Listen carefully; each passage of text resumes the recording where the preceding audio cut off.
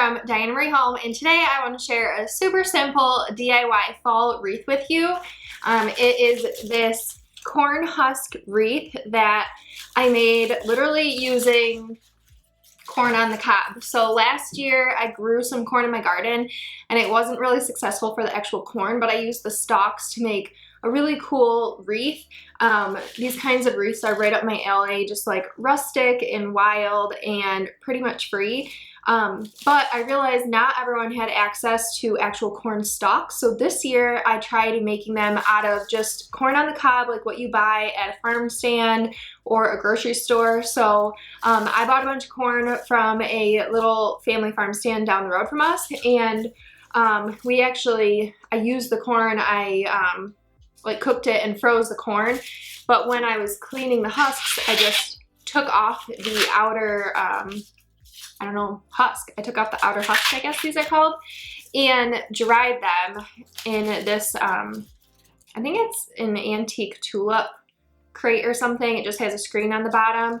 You could also easily use like cookie sheets, like the cookie drying sheets, just anything to get that airflow. And so what I did was I ended up using 2 dozen corn for a 14-inch wreath form. I would say 2 dozen would be a good amount to get. So let me start with what you'll need. You'll need, I would say, 2 dozen corn on the cob, and then something to dry them on. Honestly, I dried some on regular cookie sheets too. I just had to turn them more. So if you use cookie drying sheets, that work better, but anything you have just to lay these on for a couple days to dry out. A wire wreath form. This is 14 inches. I think 12 inches would work really well too. I always pick these up when I see them at like garage sales and stuff, but the Dollar Tree also has them. I'll see if I can source them online to link here to keep it easy. And then some wire. This is just like floral wire, 26 gauge. This is just what I had on hand. Again, I'll link some wire to keep it simple in the description. And then I just have some scissors. What you really just need to get started though is the corn. So you're gonna want to just peel these outer layers off. The only thing you don't want to keep is the hairy stuff at the top. Just throw that away. Once you get it all cleaned up, you can do whatever you want with corn. Like I said, I froze all of it, and 2 dozen actually made 21 cups of frozen corn to freeze. So we're gonna have a lot of awesome corn this winter, which is nice. And then lay these out on whatever you're using to dry them on and let them sit for a couple days. I felt like 2 days was a good amount, and every like probably 2 times a day I just went in, because there's 2 dozen, so this whole thing was filled up pretty good.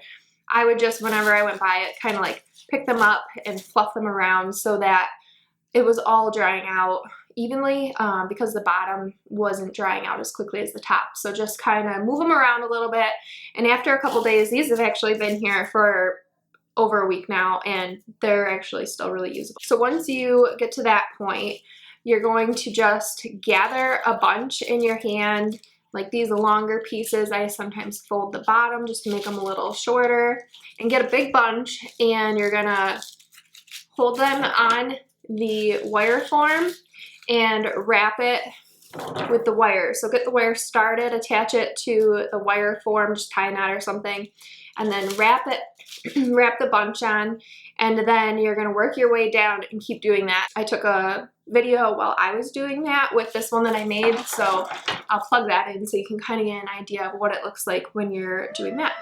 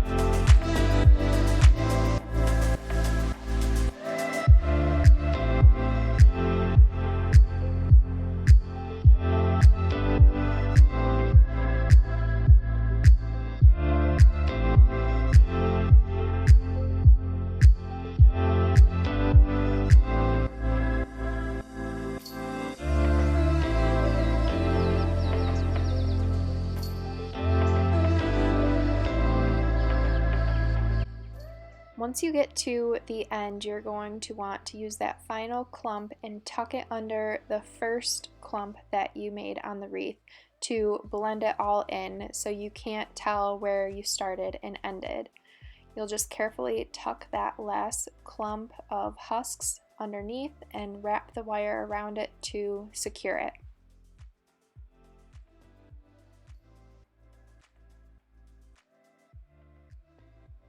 Once it's secured, just fluff the leaves to finish blending it in. Flip your wreath over and tie some knots in the back with the end of the wire just to secure it so it doesn't unravel.